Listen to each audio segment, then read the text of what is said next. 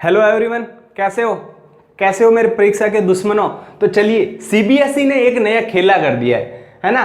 CBSE ने एक नया सर्कुलर जारी किया है, एक नोटिस जारी किया है, जिसमें उसने बताया है कि जो ये सेशन चल रहा है 21-22, उसमें आपके जो 10th बोर्ड और 12th बोर्ड के एग्जाम होंगे वो किस प्रकार से होंगे, उसके लिए एक स्पेशल स्कीम बनाई गई है। ठीक है, क्या है वो स्कीम, इस पूरे नोटिस को हम अच्छे से मोटे मोटे तौर पे पूरा समझने वाले हैं। और इसमें कुछ स्पेशल केसेस भी है, वो स्पेशल केसेस, 4 स्पेशल केस क्या है वो भी देखने वाले हैं। ठीक है, तो देखते हैं। ये जो नोटिस ने जारी किया है ये एग्जाम से रिलेटेड किया है, बोर्ड एग्जाम्स।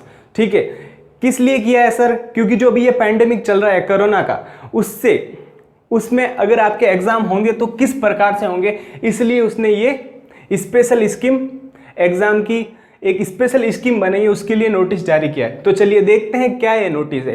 इसमें क्या होंगे, आपके एग्जाम होंगे वो 2 टर्म में होंगे, है ना। यानी कि आपके 2 एग्जाम होंगे, एक टर्म फर्स्ट और टर्म सेकंड। 2 टर्म में एग्जाम होंगे और उन दोनों टर्म के लिए जो सिलेबस रहेगा, ठीक है, वो सिलेबस क्या होगा, जो पूरा आपका एंटायर सिलेबस होगा उसको क्या करेंगे, 2 पार्ट में डिवाइड कर दिया जाएगा। ठीक है, यानी कि 50% सिलेबस तो टर्म 1 के एग्जाम के लिए रहेगा और 50% सिलेबस टर्म 2 के एग्जाम के लिए रहेगा। ठीक है, और भी इसमें क्या है, और भी इसमें जो इनके एक्सपर्ट्स है, जो सब्जेक्ट एक्सपर्ट्स है, उन्होंने क्या किया है, उन्होंने सिलेबस वो इस प्रकार से सेट करेंगे, ठीक है, कि जो टर्म 1 जो एग्जाम होगा उसमें जो सिलेबस होगा वो टर्म 2 के एग्जाम से क्या होगा, रिलेट नहीं करेगा, यानी कि लिंक नहीं होगा। ऐसा नहीं होगा कि आप एक चैप्टर पढ़ोगे तभी दूसरा चैप्टर पढ़ पाओगे, तो इस प्रकार से नहीं होगा लिंक। वो इनके जो सब्जेक्ट एक्सपर्ट्स होंगे वो अच्छे से इस सिलेबस को सेट करने वाले। ठीक है, फिर देखते हैं सर टर्म फर्स्ट का एग्जाम कब होगा और टर्म सेकंड का एग्जाम कब होगा। तो टर्म फर्स्ट का एग्जाम होगा वो होगा आपका नवंबर-दिसंबर में। ठीक है, नवंबर-दिसंबर 21 में वो एग्जाम आपके टर्म फर्स्ट के एग्जाम कंडक्ट करवाए जाएंगे और टर्म सेकंड के एग्जाम होंगे वो मार्च-अप्रैल में होंगे 22 में। ठीक है, फिर बात करते हैं सर किस टाइप से इसका मतलब पेपर आएगा, वो किस टाइप का आएगा। ठीक है, तो टर्म जो फर्स्ट होगा, जो टर्म 1 का एग्जाम होगा, उसमें जो पेपर होगा वो आपका एमसीक्यू टाइप्स का होगा। ठीक है नहीं, ठीक है, यानी कि मल्टीपल चॉइस क्वेश्चन होंगे जो आपके एमसीक्यूज टाइप के होंगे, उस टाइप का पेपर होगा। और किस प्रकार से लिया जाएगा वो आपका, उनके जो आंसर्स होंगे वो आपके ओएमआर सीट पर लिए जाएंगे। ओएमआर सीट क्या होती है आपको पता है, सबको पता है ना आजकल ओएमआर सीट क्या होती है। ओएमआर सीट में क्या होता है, जैसे क्वेश्चन नंबर फर्स्ट है, उसके 4 ऑप्शन है ए बी सी डी, तो 4 आपको सर्कल दिए हुए, जो आपका आंसर सही होगा उस सर्कल को आपको क्या करना पड़ेगा, पूरा डार्क करना पड़ेगा, उसको आपको इंक से पूरा डार्क करना पड़ेगा। ये होता है ओएमआर सीट पे। ठीक है, और जो टर्म सेकंड का एग्जाम होगा सर वो किस टाइप का एग्जाम होगा, ठीक है, तो वो आपका सब्जेक्टिव एग्जाम होगा, यानी कि पहले जैसे होते थे ना वैसा ही एग्जाम होगा, कुछ केस बेस्ड होगा या फिर लॉन्ग आंसर, शॉर्ट आंसर, इस टाइप से सब्जेक्टिव एग्जाम होगा, जिसका टाइमिंग क्या रहेगा, इसका टाइमिंग रहेगा सर 2 घंटे।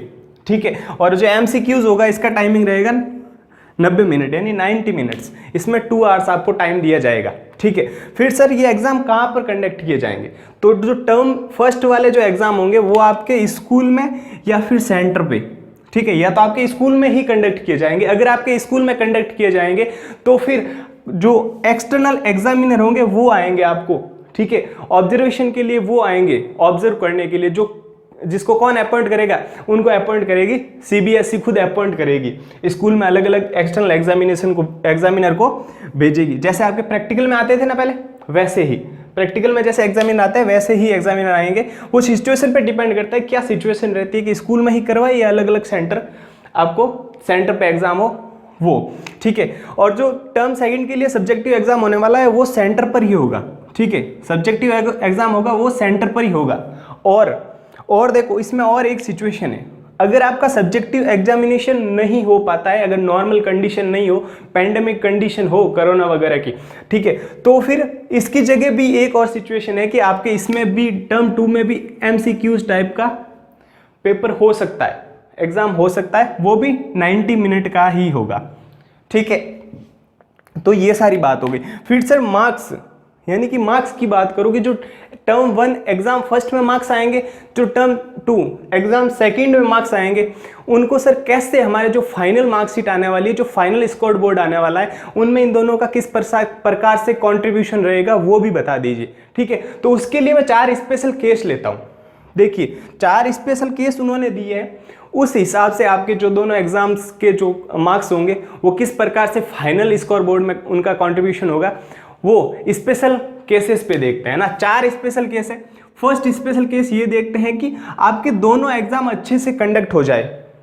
ठीक है, यानी कि टर्म फर्स्ट एमसीक्यूज नवंबर दिसंबर में कंडक्ट हो जाए और टर्म 2 का एग्जाम भी मार्च अप्रैल में सब्जेक्टिव अच्छे से या फिर सब्जेक्टिव या फिर एमसीक्यूज अच्छे से कंडक्ट हो जाए, जैसा ये करवाने चाहते हैं। तो फिर आपका जो इन दोनों का कंट्रीब्यूशन होगा वो इन दोनों का इक्वली कंट्रीब्यूशन होगा। ठीक है, इक्वली मीन 50-50% दोनों का जो फाइनल स्कोर बोर्ड होगा, आपका जो फाइनल आपकी मार्कशीट होगी, उनमें इन दोनों का कंट्रीब्यूशन बराबर होगा, यानी कि दोनों क्या बराबर कंट्रीब्यूट करेंगे, मार्क्स इक्वली कंट्रीब्यूट होगा। ठीक है, केस सेकंड की बात करते हैं। केस सेकंड ये होगा कि मान लो नवंबर दिसंबर में आपके पैंडेमिक सिचुएशन है, कंडीशन है जो सही नहीं है, लॉकडाउन लग गया है, फिर कोरोना चल रहा है, एग्जाम करवाने के लिए अच्छी सिचुएशन नहीं है। ठीक है, और मार्च अप्रैल में अच्छी एकदम जो सिचुएशन है अच्छी हो जाती है, पैंडेमिक बिल्कुल कोरोना वगैरह एकदम कम हो जाता है और मार्च अप्रैल में आपके सेकेंड टर्म के एग्जाम कंडक्ट हो जाते हैं और फर्स्ट टर्म के एग्जाम मान लो कंडक्ट नहीं होते। ठीक है, तो क्या होगा, तो जो आपके फर्स्ट टर्म के एग्जाम होंगे वो कैसे होंगे। ठीक है, अभी तक आपने सुना था वर्क फ्रॉम होम, अब एग्जाम फ्रॉम होम। ठीक है, जो आपके टर्म फर्स्ट के एग्जाम होंगे वो ऑनलाइन या फिर ऑफलाइन मोड में, जैसे भी कंडक्ट वो सीबीएसई करवाएगी उस प्रकार से, या तो ऑनलाइन या ऑफलाइन घर से आप एग्जाम दोगे, यानी कि एग्जाम फ्रॉम होम होगा सर। ठीक है, इसमें बट सर इसमें जो मार्क्स का कंट्रीब्यूशन रहेगा फाइनल मार्कशीट में वो किस प्रकार रहेगा, तो इस सिचुएशन में जो सेकंड सिचुएशन होगी इसमें क्या होगा, जो आपका टर्म फर्स्ट होगा ना उसका जो कंट्रीब्यूशन होगा ना वो थोड़ा रिड्यूस हो जाएगा, है ना, यानी कि इसका जो कंट्रीब्यूशन होगा वो कम होगा और इसका क्या होगा फाइनल मार्कशीट में अधिक होगा, जो टर्म सेकंड का होगा। ठीक है, ये हो गए 2 केस। सर थर्ड केस की बात करते हैं। थर्ड केस में ये मान लो कि टर्म फर्स्ट के एग्जाम अच्छे से कंडक्ट हो जाए और टर्म सेकंड के एग्जाम कंडक्ट नहीं हो पाए पैंडेमिक सिचुएशन के कारण। ठीक है, तो क्या होगा सर, ये भी एमसीक्यूज वाला भी कंडक्ट नहीं हो पाए, तो क्या होगा, तो फिर आपका जो फाइनल मार्कशीट बनेगी वो किस हिसाब से बनेगी, उसमें आपके टर्म फर्स्ट के मार्क्स एंड जो आपके इंटरनल असेसमेंट्स होते हैं, ठीक है, उनके आधार पर आपका फाइनल जो आपकी मार्कशीट होगी, फाइनल स्कोर बोर्ड होगा वो तैयार होगा। बट इसमें क्या होगा, टर्म फर्स्ट का जो स्कोर होगा, जो इसके मार्क्स होंगे, इसका जो वेटेज होगा उस वेटेज को क्या कर देंगे, इंक्रीज कर दिया जाएगा। ठीक है, तो ये हो गया केस थर्ड। केस फोर्थ की बात करते हैं। केस फोर्थ ऐसा हो कि आपके दोनों ही एग्जाम कंडक्ट ना हो।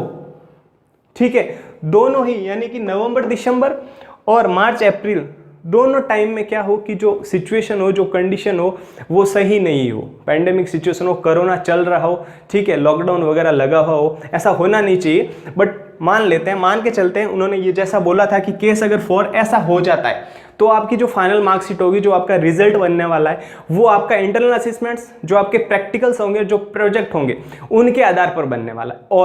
और क्या, जो टर्म फर्स्ट और टर्म सेकंड अगर आपके घर से कंडक्ट हो पाते हैं, ठीक है, यानी कि इनका एग्जाम आपके घर से अगर हो पाता है तो उसके अनुसार, यानी कि जो ये थ्योरी का एग्जाम है वो आपके घर से हो पाते हैं, तो उन सब के आधार पर, उन सबको मिला के आपका क्या फाइनल रिजल्ट जारी किया जाएगा। ठीक है, तो ये तो हो गया पूरा नोटिस। इसमें मोटे मोटे तौर पर यही सब कुछ नोटिस में दिया। बाकी तो सब ज्ञान की बातें हैं कि सर हमने पिछले साल ऐसा किया था, एग्जाम कैंसिल हो गए थे, ये वो। ठीक है, मोटे मोटे तौर पर जानकारी है, मैंने वो सब आपको बता दिए। ठीक है, अब देखो, अब उन्होंने ये भी बोला है कि जो रिड्यूस सिलेबस होगा, अगर सिलेबस को रिड्यूस करना पड़े तो उसका भी नोटिस वो जुलाई में जारी कर देंगे। अभी तक उन्होंने बोला है, अभी तक कोई भी नोटिस जारी नहीं हुआ है रिड्यूस सिलेबस का। ठीक है, फिर देखो, अगर इस पूरी बात को मैं एक शब्द में कहना चाहूँ, सीबीएसई क्या करना चाहती है अब की बार, तो सुन लो, सीबीएसई अब की बार एग्जाम कैंसिल करने की बिल्कुल भी मूड में नहीं है। ठीक है, अब की बार सीबीएसई एग्जाम करवाएगी, ठीक है, इसलिए इसके लिए उसने 4 केसेस भी दे दिए, उसने सब कुछ सोच लिया, अगर ऐसा होगा तो ऐसा कर लेंगे, ऐसा होगा तो ऐसा कर लेंगे। और ठीक है, और एग्जाम भी होने चाहिए, है ना। एग्जाम कैंसिल हो जाते तो फिर क्या पता चलता है, ठीक है, एग्जाम भी होने चाहिए। तो सीबीएसई अब की बार एग्जाम करवाने के फुल मूड में है, एग्जाम अब की बार होंगे, ठीक है। तो फिर सर तैयारी, बिल्कुल तैयारी को जारी रखो अपने, है ना। 10th एंड 12th दोनों क्लास जो बोर्ड क्लासेस है, दोनों अपनी तैयारी जारी रखो, बिल्कुल भी उसको स्टॉप मत करो, बिल्कुल भी उसको विराम मत दो, तैयारी जारी रखो, ठीक है। क्योंकि एग्जाम तो होने वाला है, एग्जाम तो अब की बार होंगे। सर तैयारी कहाँ से करेंगे? तैयारी कीजिए आप हमारे प्लेटफॉर्म पे एग्जाम्स एनिमी से, ठीक है, एग्जाम्स एनिमी, एग्जाम्स एनिमी यानी कि इस प्लेटफॉर्म पे आप तैयारी कीजिए। इस पे अभी हमारा NCERT 10th मैथमेटिक्स का फुल एकदम धुआं सिलेबस चल रहा है, फुल सिलेबस चल रहा है, एकदम अच्छे से शिद्दत से पढ़ रहे हैं एक एक चैप्टर को, एक एक टॉपिक को, ठीक है। ये देखो, ये जो हमारा जो सिलेबस अभी चल रहा है वो आपके लिए MCQs के लिए बहुत ही इंपॉर्टेंट रहने वाला है। सब्जेक्टिव के लिए तो रहने ही वाला है, क्योंकि सब एक्सरसाइज वगैरह हम लगा रहे हैं अच्छे से कंसेप्ट क्लियर करके। बट MCQs के लिए सर कैसे इंपॉर्टेंट रहने वाला? तो MCQs के लिए हम क्या कर रहे हैं, ज़्यादा टाइम दे रहे हैं। जो टॉपिक होता है ना, एक्सरसाइज से पहले का जो टॉपिक होता है जिसमें हमारे कंसेप्ट क्लियर किए जाते हैं, उसमें हम ज़्यादा टाइम दे रहे हैं, ठीक है, जिससे आपके सारे कंसेप्ट क्लियर हो, अच्छे से आप उस चीज़ को समझ सको। हम उसमें ज़्यादा टाइम देते हैं, 2 से 5 मिनट अगर ज़्यादा लग जाए तो कोई प्रॉब्लम नहीं, एक्सरसाइज को आप अच्छे से निपटा सकते हो, अच्छे से अंगुलियों पे नागिन डांस करवा सकते हो।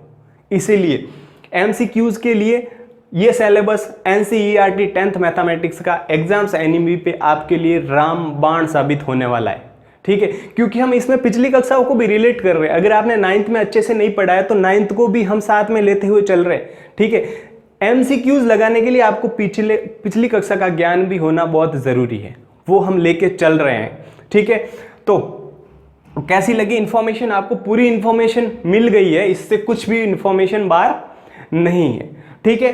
तो लाइक कर देना वीडियो को, चैनल को जरूर सब्सक्राइब कर देना। NCERT 10th मैथमेटिक्स का सिलेबस चल रहा है, 12th का भी अभी प्लान कर रहे हैं हम, 12th का सिलेबस भी लाने की, कोर्स लाने की अभी हम प्लान कर रहे हैं। 10th का चल रहा है तो जरूर चाहिएगा, प्लेलिस्ट बनी हुई अलग से। फिर उसके बाद हम धाकड़ रिवीजन भी करते हैं, एक चैप्टर कंप्लीट होते ही उसका वापस रिवीजन करते हैं, उसकी भी अलग से प्लेलिस्ट बनी हुई है। अभी तक हमारे एक चैप्टर का रिवीजन हुआ है, ठीक है। क्लास का जो शेड्यूल है वो अभी आपको पता चल जाएगा, जो वीडियो के लास्ट में जो स्क्रीन आएगी उस पर आपको क्लास का शेड्यूल मिल जाएगा पूरा। मंडे, ट्यूसडे एंड फ्राइडे को सुबह 11 बजते ही हमारी क्लास होती है, ठीक है। और संडे को आता है धाकड़ रिवीजन। चलिए फिर ये हो गया, पूरी इन्फॉर्मेशन आपको मिल गई। लाइक कर देना अगर अच्छा लगा, आपको लगा वो पूरी इन्फॉर्मेशन आपको मिल गई, इन्फॉर्मेटिव लगा है वीडियो, लाइक कर देना। चैनल को जरूर सब्सक्राइब कर लेना, अपने सभी फ्रेंड्स को बता देना कि NCERT का धुआं हो रहा है यहाँ पे, है ना। अच्छे से सिलेबस चल रहा है, अच्छे से नागिन डांस करवा रहे हैं, ठीक है। तो चलिए फिर, है ना। Thank you so much. एकदम मस्त रहना, पैंडेमिक सिचुएशन चल रही है, ख्याल रखना अपना भी और अपनों का भी ख्याल रखना, अपना भी ख्याल रखना, ठीक है। Thank you so much.